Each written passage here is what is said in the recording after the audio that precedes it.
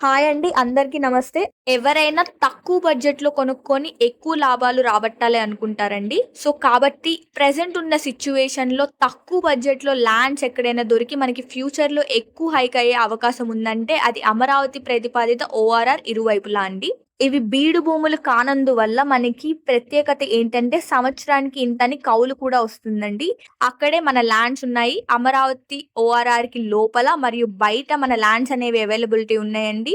ఈ ల్యాండ్స్ వచ్చేసి agriculture lands. ఎప్పుడో పెరిగే ఫ్యూచర్‌లో రిటర్న్స్ కోసం చూడకుండా సంవత్సరానికి ఇంతని కౌలు కూడా వస్తుంది కాబట్టి మీరు సంకోచించకుండా తీసుకోవచ్చు. మనకి ఒక ఎకరం కావాలన్నా అమ్మటం జరుగుతుందండి.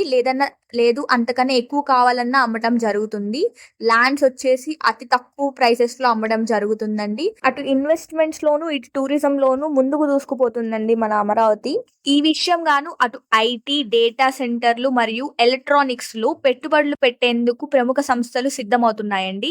1,00,00,000,00,000 పైగా పెట్టుబడులు పెట్టేందుకు 90 కంపెనీలు పైగా సిద్ధమయ్యాయండి. దీనివల్ల 4 ఏళ్లలో 10,00,000 పైగా ఉద్యోగాలు ఏర్పడతాయని అంచనా సో దీన్ని బట్టి మీరు చూస్తా ఉంటే అమరావతిలో డెవలప్‌మెంట్ ఎంత వేగంగా జరుగుతుందో మీకే తెలుస్తుంది. ఎప్పుడైతే ఉద్యోగాలు పెరుగుతాయో జనాభా పెరుగుతుందండి. మీరు హైదరాబాద్, బెంగుళూరు చూస్తానే ఉన్నారు. ఎక్కడైతే ఐటీ కంపెనీస్ ఎక్కువ ఉంటాయో అక్కడ పాపులేషన్ గ్రోత్ అనేది ఎక్కువ ఉంటుంది.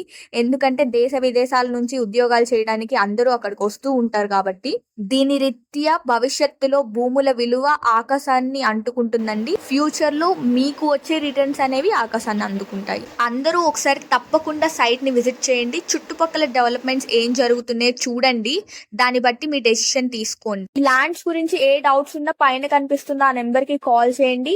అన్ని డీటెయిల్స్ ఎక్స్ప్లెయిన్ చేసే బాధ్యత మాది. ఇలాంటి ఎన్నో ఇన్వెస్ట్మెంట్ వీడియోస్ మీ ముందుకు తీసుకొస్తానే ఉంటాము. ఛానల్ ని సబ్స్క్రైబ్ చేయండి. వీడియోని లైక్ చేయండి, షేర్ చేయండి. Thank you so much.